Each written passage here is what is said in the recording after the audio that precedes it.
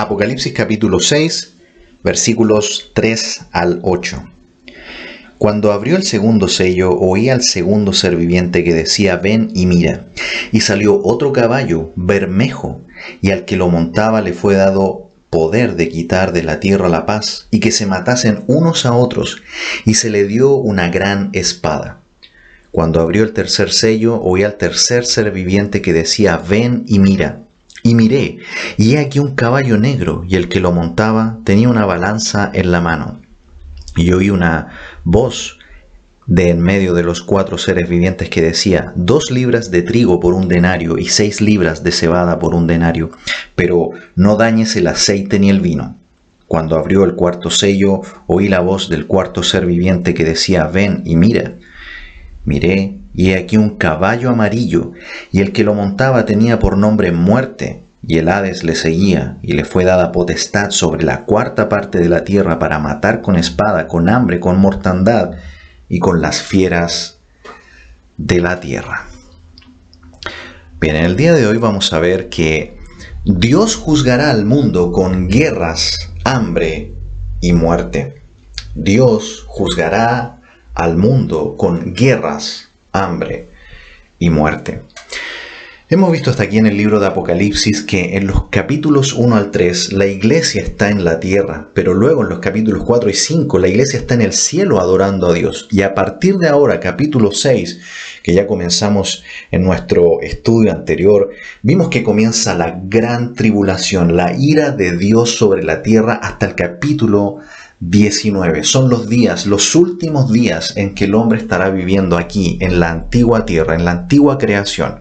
Sus días se están acabando. Es el tiempo de la ira de Dios, la gran tribulación sobre el mundo. El trato de juicio sobre las naciones, sobre Israel, por haber rechazado a su Mesías, a su Hijo, al Señor Jesucristo. La iglesia no tiene ninguna relación con estos juicios. La iglesia será trasladada, será arrebatada antes de que comience la gran tribulación. Hemos visto pasajes como Primera de Tesalonicenses capítulo 1 versículo 10, donde leemos: y esperar de los cielos a su Hijo, al cual resucitó de los muertos, a Jesús, quien nos libra de la ira venidera.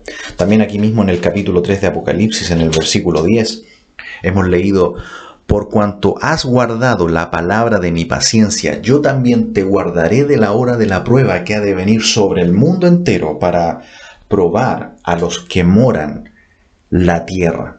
Hasta ahí el versículo.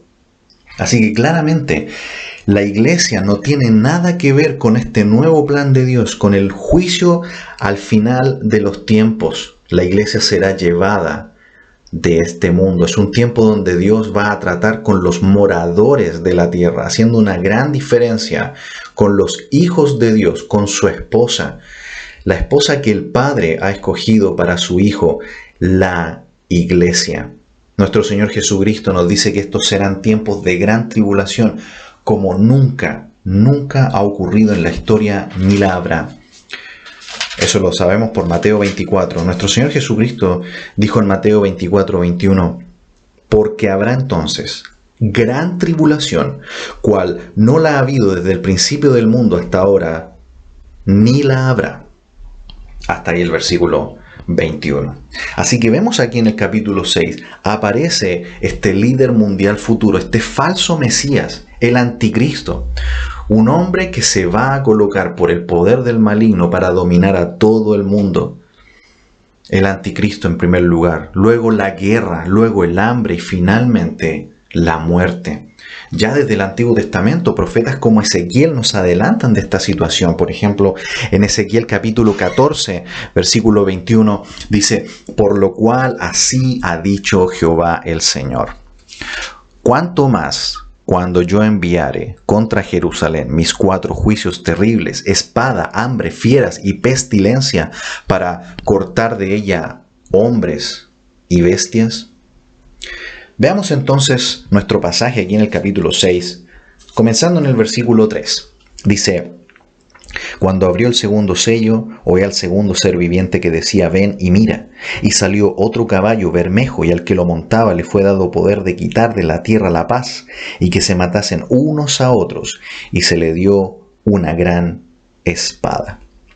El segundo ser viviente, el becerro.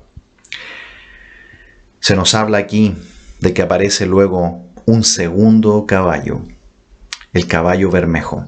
La palabra bermejo en el original es el color rojo. La palabra griega es puros o purros. Es el rojo encendido, es el rojo sangre. Se nos habla aquí de que viene la muerte. Es un tiempo de derramamiento de sangre, de grandes guerras. Todo esto que comenzó en primer lugar con Caín, cometiendo el primer asesinato. Se nos dice en la Escritura que en el corazón de los hombres está esta naturaleza de la guerra, como en la epístola de Santiago. En el corazón del hombre nacen las guerras. Esta guerra, esta muerte va a continuar su escalada y va a llegar en el punto más alto en los tiempos de la gran tribulación. Se nos dice aquí que a este segundo jinete rojo, bermejo color sangre, se le ha dado el poder. Dice el texto, le fue dado el poder. El maligno nunca usurpa el poder. El maligno no tiene ningún poder en sí mismo. Él solamente puede recibir el poder.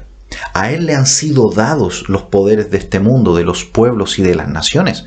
Se lo dijo a nuestro Señor Jesús en el momento de la tentación en el Evangelio de Lucas. El gadareno, sus espíritus malignos que estaban dentro de él piden permiso al Señor Jesús para poder salir de él y poder ir a este hato de cerdos. Cuando el maligno se presentó delante de nuestro Dios para acusar a Job, Dios le dijo lo que podía hacer y lo que no podía hacer. Vemos claramente que el maligno nunca, jamás puede hacer nada por su propio poder. Está totalmente limitado a lo que Dios le permite o no le permite. Aquí se dice que les es dado el poder. No puede hacer nada que Dios no le permita. Vemos hasta aquí entonces que Dios es el soberano del mundo. Él es el que tiene el control sobre todas las cosas. Y de acuerdo a Juan capítulo 5, Dios el Padre le ha dado todo el juicio al Hijo. ¿Qué poder va a tener este segundo jinete que va a traer estos terribles juicios sobre la tierra en la gran tribulación? Dice que va a hacer que se maten unos a otros. Versículo 4. Esto no es una persecución, porque cuando hay persecución hay un perseguidor. Hay alguien que va sobre otro que es más débil, hay una víctima, hay un perseguido. Pero aquí no se habla de eso. Aquí dice que se matarán unos a otros. Esto está hablando de guerra. Desde la matanza de los primeros tiempos, desde Caín contra su hermano Abel, así ha sido la guerra en el corazón de los hombres, el odio en el corazón de los hombres, que es lo que produce el asesinato. Jesús nos lo explicó muy bien, nuestro Señor, en Mateo 5. El enojo, la ira es el origen del asesinato. Si tomamos como referencia hasta hace unas pocas décadas atrás, en los últimos 5.560 años han habido 14.550 guerras, que son más o menos algo así como 2 por año. De los 128 conflictos que ha habido desde el año 1898, es decir, tomando en cuenta inicios del siglo XX, ha habido 78 conflictos bélicos desde la Segunda Guerra Mundial. La guerra está aumentando, la guerra está creciendo. El mismo Churchill dijo que el siglo XX fue el siglo de la guerra. Y en menos de una generación, a inicios del siglo XX, ya hubo 2 guerras mundiales. En la Primera Guerra Mundial, por ejemplo, estuvieron involucrados 27 países, murieron 10 millones de personas y hubo 20 millones de heridos. El mundo de aquel entonces pensó que esta sería la última guerra, que no vendría nada más, pero nunca ha sido así. La guerra siempre ha ido aumentando. Solo 20 años después comenzó la Segunda Guerra Mundial, que fue peor. Nos dice la historia que hubo 32 millones de muertos en los campos de batalla. 15 a 20 millones de muertos por bombardeos a ciudades con civiles. 25 millones de personas murieron en campos de concentración y hubo más de 30 millones de heridos. Podríamos pensar que terminada la Segunda Guerra Mundial esto se acabó, pero hemos visto en la historia reciente que esto no ha terminado. Continúan las guerras, los enfrentamientos y las muertes. Hasta la fecha, nuevamente, han ocurrido más guerras, por lo menos 12 guerras locales, 38 asesinatos políticos, 48 revueltas personales, 74 rebeliones por independencia, 162 revoluciones, sean políticas, raciales, económicas o religiosas. No hay duda que es cierto lo que nos está adelantando la Escritura. La guerra siempre va a ir avanzando, las matanzas, el que se maten unos a otros, y esto va a ser el final de todo. Cuando llegue a su máxima expresión, dice aquí que a este jinete rojo se le ha dado una gran espada. La palabra ahí es mahaira. Es una espada larga, es una espada de combate, es la espada de la guerra con la que el soldado va a la batalla. Es incluso la misma espada que se menciona en Apocalipsis 19:11, que se dice que cuando el Mesías, el Señor Jesucristo, el verdadero Mesías, venga en su segunda venida, esta espada saldrá de su boca. Todos estos son falsos Mesías, los que aparecen antes. No son más que falsificaciones. Este trae matanza y muerte al mundo. Pero como veremos después, en el versículo 7, hay otra palabra para otra espada. La palabra griega rhomphaia es una espada corta, es una espada que es la daga del asesino, que se puede esconder entre las ropas y que saca para degollar a una persona o a un animal. Esto lo veremos un poco más adelante. Este jinete rojo trae la espada de la guerra, que traerá gran muerte a todo el mundo. Versículo 5. Cuando abrió el tercer sello, oí al tercer ser viviente que decía: ven y mira. Y miré, y he aquí un caballo negro, y el que lo montaba tenía una balanza en la mano. Dice ahí el texto: cuando abrió el tercer sello, oí al tercer ser viviente. Estos seres vivientes deben ser seres angelicales, ángeles, aunque no se les aplica este término, pero son sin duda seres celestiales creados por Dios. Recordemos que los ángeles son seres que Dios no solamente utiliza para traer mensajes a los hombres, sino que también para traer juicio a los hombres. Y aquí vemos cómo anuncian y envían los juicios a la tierra. Y todo bajo el poder de Dios. Y dice: ven y mira, y miré, y he aquí un caballo negro.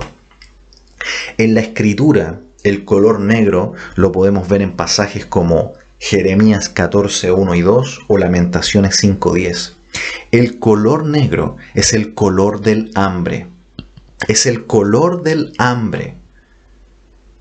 Guerra y hambre van juntos. Y aquí veremos que en la gran tribulación va a haber gran cantidad de guerra y el resultado natural es la escasez de alimentos.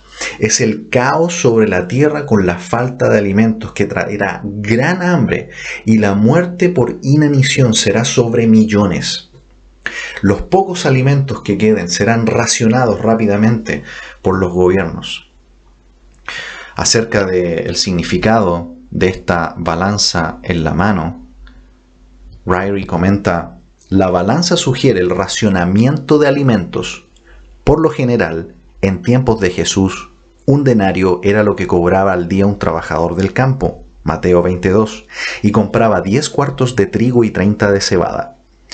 En ese momento, en la tribulación, la cantidad de alimentos en el mundo quedará reducida en un 90%, dado que las libras de trigo era la ración diaria de un soldado, es decir, una sola persona. ¿Qué harán las familias en las que solo uno de sus miembros gane un sueldo? Hasta ahí la cita. La balanza es símbolo de necesidad. Lo podemos ver en pasajes como Levítico 26:26 o Ezequiel 4:16. La guerra trae muerte, la guerra trae hambre. Va a haber una gran escasez de alimentos con todos estos juicios que vendrán. Pero los ricos, se nos dice aquí, no van a tener problemas, porque se menciona que el aceite y el vino no serán tocados. Eso menciona y alude a las personas ricas, pero los pobres sufrirán, morirán de hambre. Las personas que estén debajo de los ricos van a morir por inanición. Por eso que es tan importante lo que veremos a continuación, más adelante en el capítulo 13. Este falso Mesías, la bestia, este líder mundial futuro que un día vendrá a controlar el mundo, haciéndose pasar por el verdadero Mesías, el Señor Jesucristo, controlará y manipulará al mundo con el hambre, exigirá su sello sobre las personas y si no lo tienen no podrán comprar ni vender nada. Él va a controlar al mundo, no solo con la guerra, también con el hambre, con los alimentos. Sabe que en la época actual, en el mundo, la mitad de las personas se van con hambre a dormir. 10.000 personas mueren por hambre al día y estas deben ser estadísticas que al día de hoy deben ser muchísimo más altas.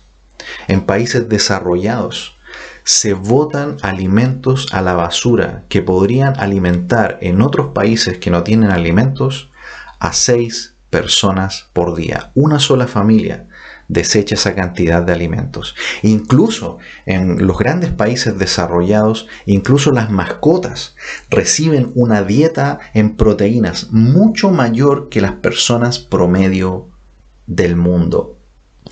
Y algo que va a empeorar las cosas, y lo sabemos en el día de hoy, en el tiempo de Juan había muchas menos personas en el mundo, había una cantidad de habitantes a nivel mundial mucho menor.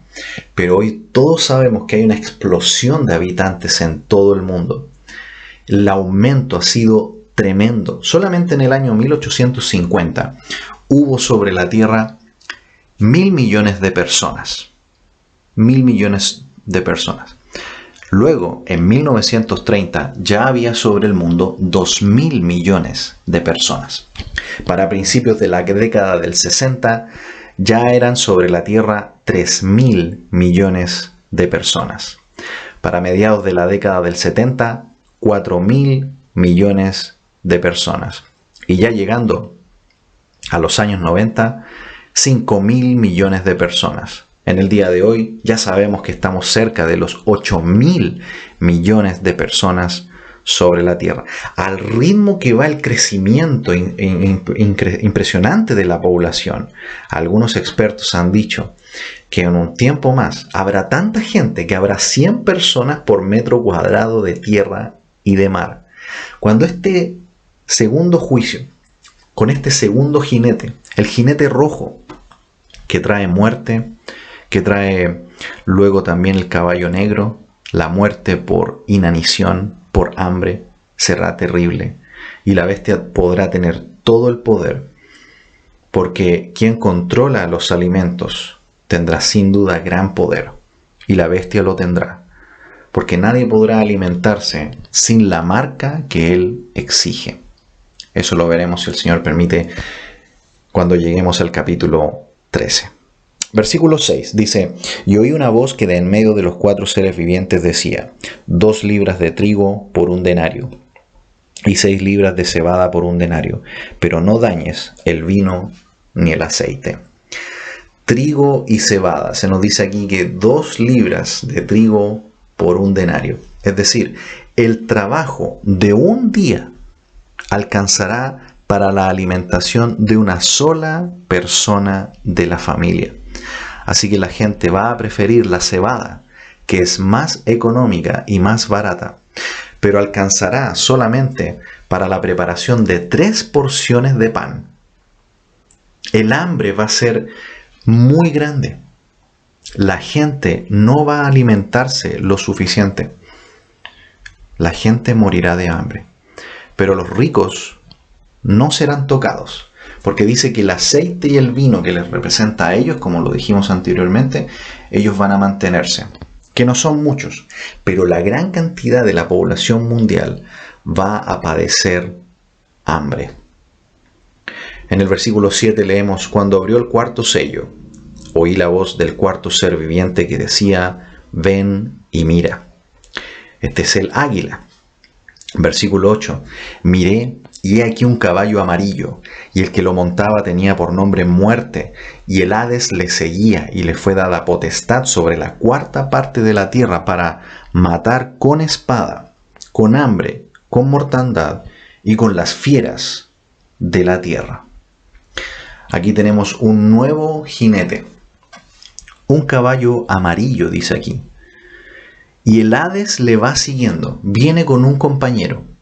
Aparece 3 veces en el libro: 1:18, 20:14, 20:13, el Hades.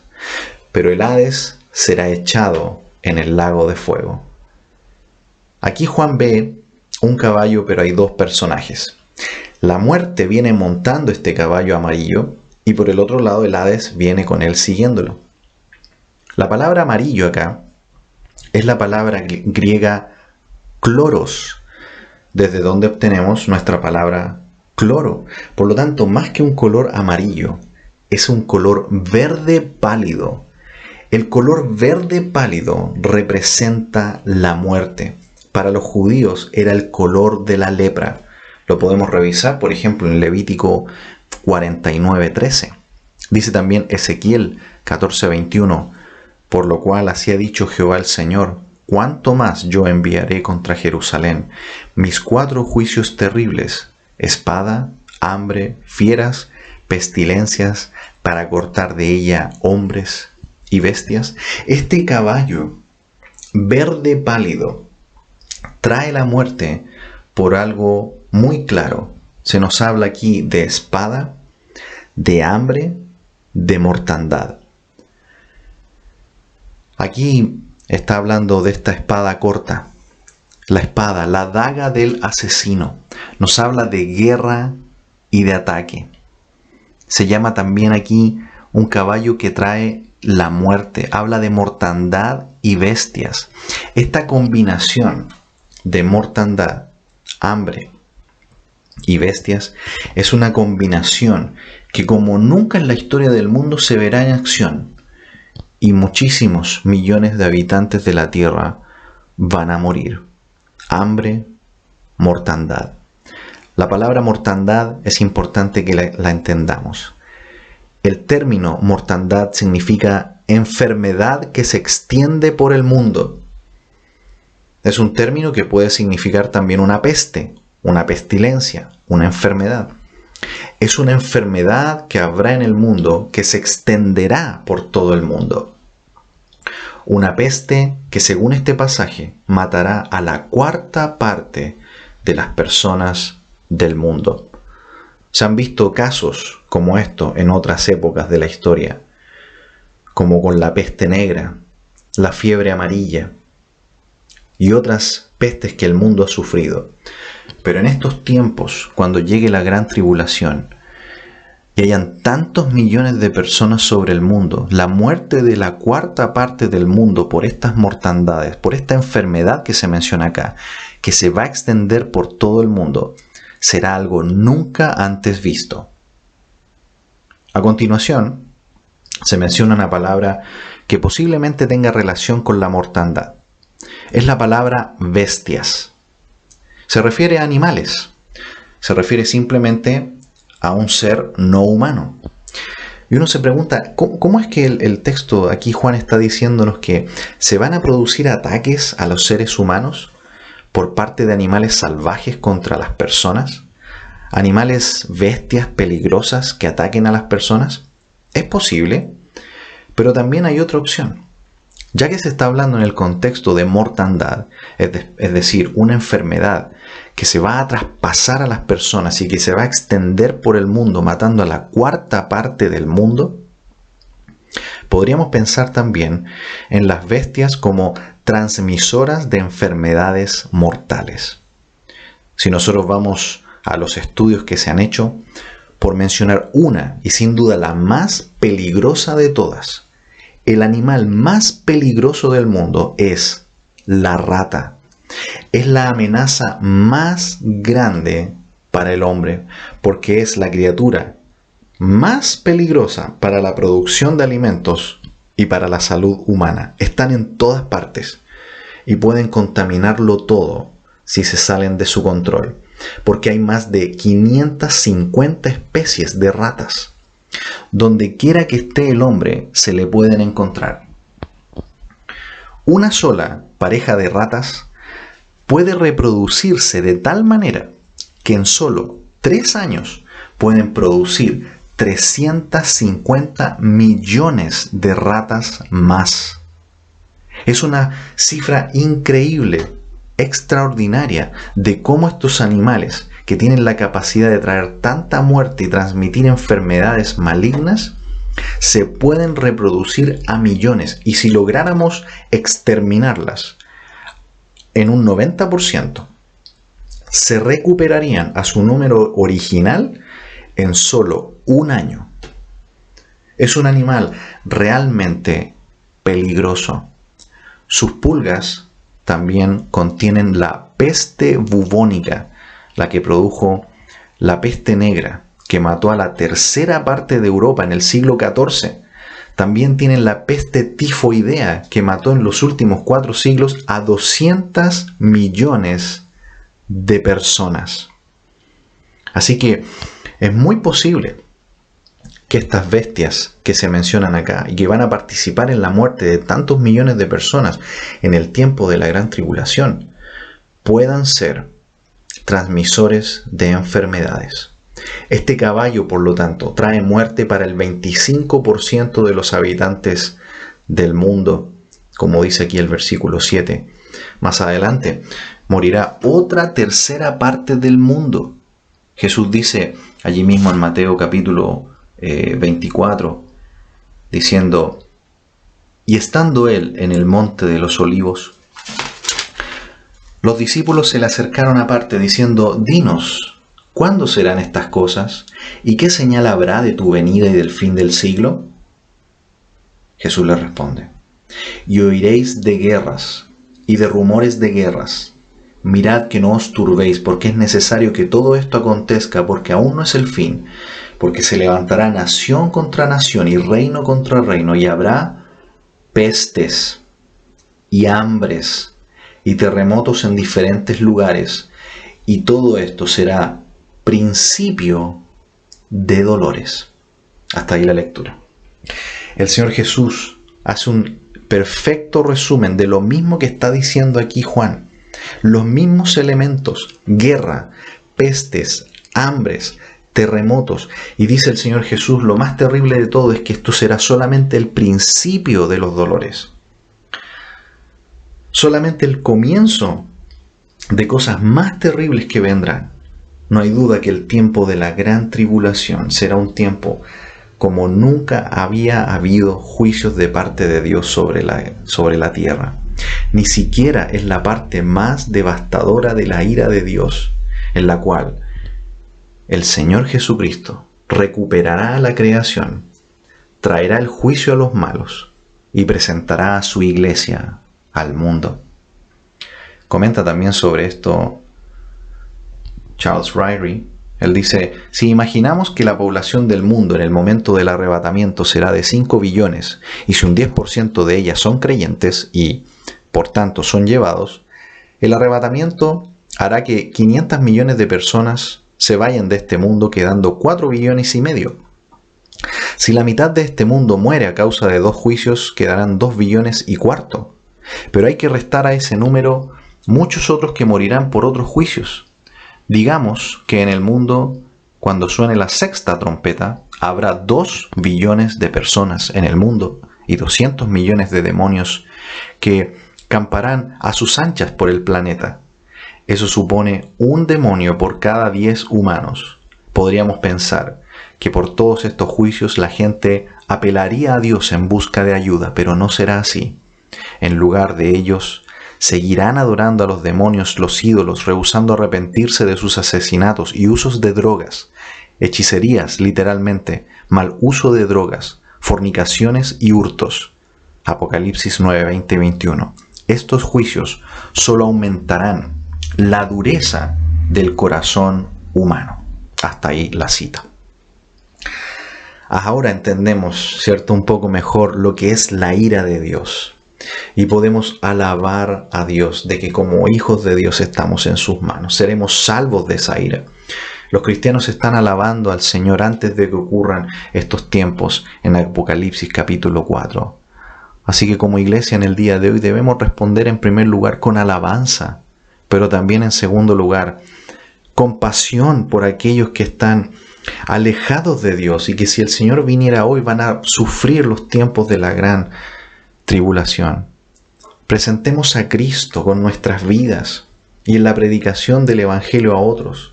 Y digámosles a esas personas que pueden venir a Cristo y alabar con nosotros, como la iglesia lo hará en los capítulos 4 y 5, en vez de caer en las manos del Dios vivo y verdadero en los capítulos 6 y 19, donde sufrirán la ira de Dios. Al saber esto, si nosotros no tuviéramos a Cristo, deberíamos caer de rodillas y pedir al Señor que nos perdone, que nos limpie, que Cristo sea nuestro Señor y Salvador, que nos perdone de todo pecado, que Él venga a ser nuestro Señor y Salvador. Vamos a orar.